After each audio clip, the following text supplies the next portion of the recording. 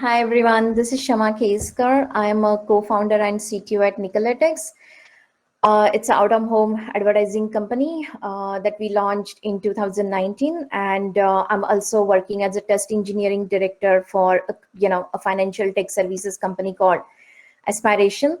I'm excited to be part of Women Tech and happy to go over the what it means, like a toxic environment, how to shine, and what are the strategies to take to transform the toxic environment if your organization, or if you are experiencing in your company, or with a specific peer, or any of your reporting.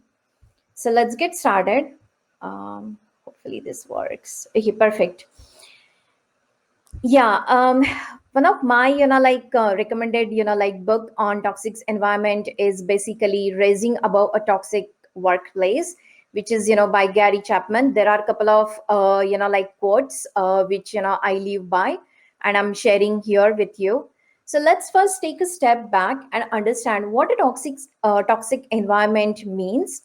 Basically, any workplace or any situation you're in where your morale is brought down, or it impacts your mental health or your overall health, or your family's well-being, in in any negative or adversely, that means you are in like a unhealthy situation, unhealthy workplace, or a organization or a company. And what are the steps that you need to take? So let's first identify what are the subtle signs or key signs that could help you understand that, hey, this is really an unhealthy environment that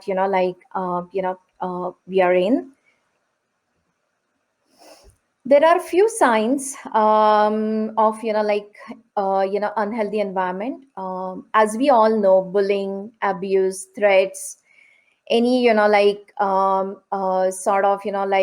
sick call outs, all of these are signs which are very prominent. But besides this, there are key signs which helps us understand that, hey, this situation or this specific event or this specific discussion is turning into an unhealthy or a toxic sort of situation. Narcissism is the first one. Basically, narcissism is more like, hey, when there is lack of empathetic leadership. I come from a very empathetic leadership background where I learned at Google and LinkedIn. So definitely I'm pro and proponent of having a compassionate, empathetic leadership. But when you see that missing, or you're in meetings where emotional outbursts are happening, people are yelling or screaming, or things are going out of control, that, hey, this is unhealthy environment, and this is where you either need to just go away from it, take a deep breath before you sort of come back. Having unrealistic expectations, no clarity, this is something that another sign where usually good managers, they will set bar high, they will help put stretch goals to explore teams reach certain height, then basically support throughout their journey in good managers. But on the other hand, when you face large workloads, when you see pressure filled deadlines, unrealistic goals with no clarity, objectives and key results have no clarity, definitely there is no work life balance, that, hey, this is one of the sign for unhealthy or a toxic environment. Poor communication with no transparency. You might see employees not formally interacting with each other, not speaking not joking around, not smiling. They are sort of holding the information out of fear. They are not being transparent. That's another sign. All of these sort of contributes to unsafe environment where gossip happens, group of people gossip about a situation, or there is like situation in where retaliation happens. People fear that, hey, if I speak up, things might get retaliated against me and I might lose my job. So it's sort of like an environment where you don't have ability to speak up or voice your concerns because of unknown fears, retaliation. And that's another sign. Then resistance to take chance. World is moving towards innovation, and we all want to take calculated risk, invest into innovation, learn from any of the failure or the mistakes that we make.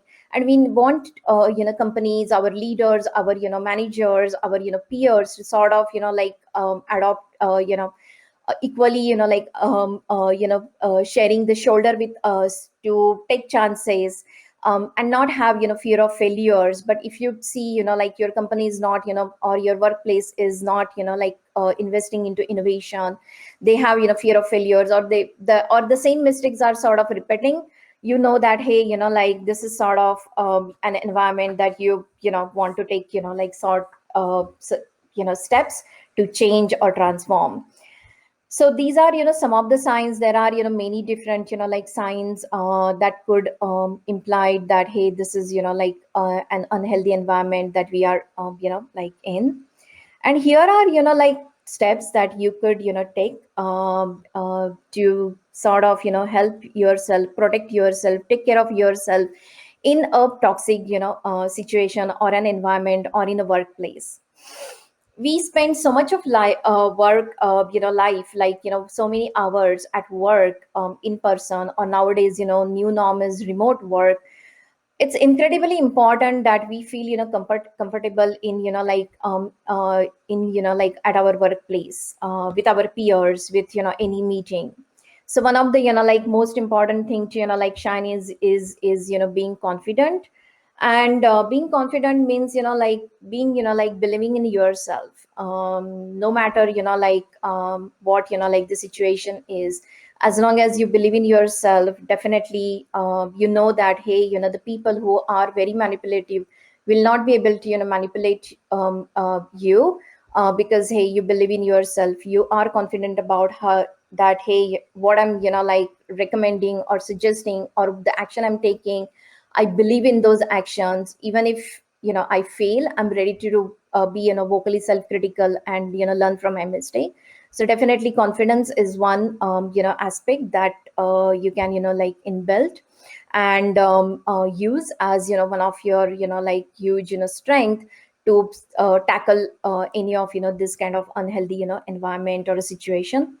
Speaking up and standing for yourself. I was one of the only female at times within 10 people or 12 people leadership team.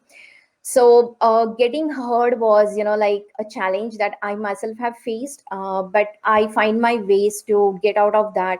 Speaking up, standing for yourself, voicing your concern, voicing your opinion is equally important, and one of the step that I would highly recommend to deal with any sort of unhealthy or toxic situation is to speak up and follow through with either documentation or any sort of data to help yourself protect yourself. Being fearless, this is one of the leadership sort of principle that I myself learned throughout my career. So I have whether I'll share one funny incident that happened and how I learned to be fearless leader. Is basically a while ago when I was working with LinkedIn. It was long back in 2009, and I was very new. I had never seen the CEO of the company. And one fine day when I parked back into regular parking area, I was opening with my badge, opening the door. Suddenly a person came running behind me and wanted to get in. His badge wasn't visible. I stopped that person and made sure to see the badge. Of course, I was I was professionally speechless, and I apologized many times. But my CEO consolidated and said, hey, you are doing the right thing. This is how I started building a fearless like leadership. Another aspect of being fearless is in this situation remaining calm, controlling your like keeping your head cool, controlling your like voice, and even if you're under tremendous pressure, keeping cool is these are some of the area, like things that help me deal with any of toxic situation that I was ever in. Documentation, we all believe in documentation, use of data. So document. I would highly recommend if you're sort of like discussing, following through with any of your peer, definitely document that. If you're attending a meeting and you feel that, hey, you are in this like sort of unhealthy like situation, document the meeting notes, document action items, clear precise documentation. Use of data is definitely going to help you shine in the toxic environment, because that's going to give you a boost, that hey, you have data, you have evidences, you have noted down toxic behavior like examples, and you can use this data or documentation when you're talking to either your like a friend, a sympathetic like ally, or your mentor, or definitely at the end you may want to get engage with HR, depending on what like situation you're in. But these are some of the steps that I myself have like used a lot of times in whenever I have found myself in an unhealthy situation or a meeting or discussions. Any questions so far? Let me just check. Okay. There are few strategies that I myself have, like I'm, making sure to, since I have, my own company, Nickelytics, we are making sure that, hey, we are not, creating a toxic, like work culture, ensuring. So these are some of the strategies that, I'm sharing from my experience is trainings, workplace trainings. Basically developing, having the right policies, the trainings like conflict resolution, conflict, management, crucial, conversations, some other trainings like some of other example is diversity and inclusion, which is like really huge thing nowadays each and every company is investing into. So having those training will help employees and everyone, including leaders, company leaders, organizational leaders, employees, to know what it means to be like a toxic like peer or situation, and how do we sort of like take opportunities to solve and transform either like the workplace, the organization, or the company, depend on the company size. But trainings is something that like I would highly like recommend. We have a lot of different trainings within Nickelytics that helps our employees understand different aspects of leadership, different aspects of management, and being like successful. Open door policy, I started my career with Google, which had like open door policy. Definitely that is something that I have seen a lot of benefits of that. Encourage, I would highly encourage any like if you're starting your own company, or if you're in like a company, and if you don't have open door policy, definitely talk to your peer, manager, HR, whoever. But I would encourage having the open door like open dialogue between company executives as well as its employees, whether it's in terms of like growth, revenue, or sharing like the new initiatives. People should be able to voice their like opinion, and that they should see that the opinion is getting valued. That's how you will create like the open door policy. Other like recommendation on this is creating an environment where people can speak up about ideas. Everyone has like a lot of great ideas. At Google there was like ideas database where we could enter like a lot of ideas, and some of those ideas we have seen that a lot of good products came out of that. So definitely that's part of open door policy, where having like a structured or like a good approach for encouraging our employees or our peers or anybody. Our report is our like executives to come up with ideas, and then that benefit to the company, or any way, cultural perspective, business perspective, product perspective, technology perspective. Definitely that those are some of the aspects of open door policy. Accountability is the next one, which is I personally believe in accountability, responsibility, holding people accountable. If you are committing to something, follow through the commitment.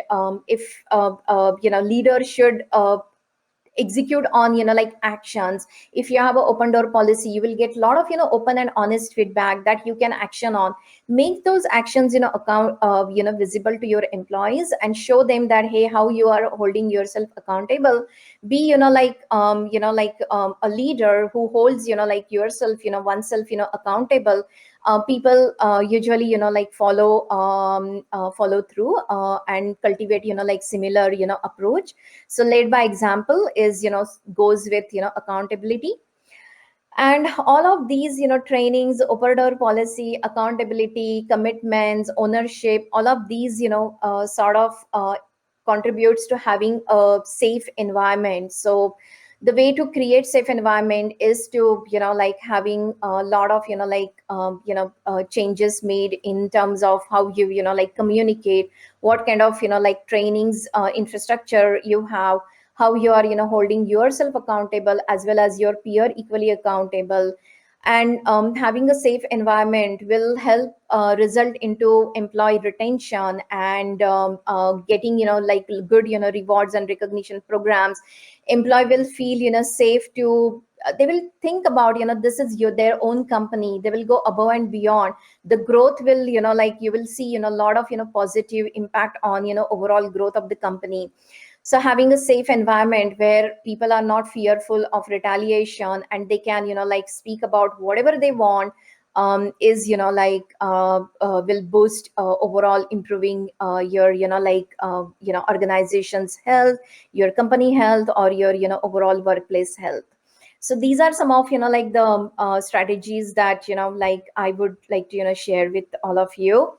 And and that's pretty much it about like, since it was 20-minute session, just wanted to make sure that hey, I try to get as much information as I can within 20 minutes, and keep good amount of time for any question and answers. Okay, so we are getting into question and answers. Anybody want to ask any question, share any story? Please go ahead. Yes, I'm just looking at some of like the messages on the chat. Yes, I would agree that hey, at times for your mental sanity, don't even like walk if you're in like really like worst situation, and you have tried everything that you could to transform the situation. You might want to like leave, run away, and like for your own like health and mental sanity. Yes, there are a couple of examples I could have definitely included in my presentation. Oprah is a great example. There are a couple of additional examples that like Gary Chapman has included in his book.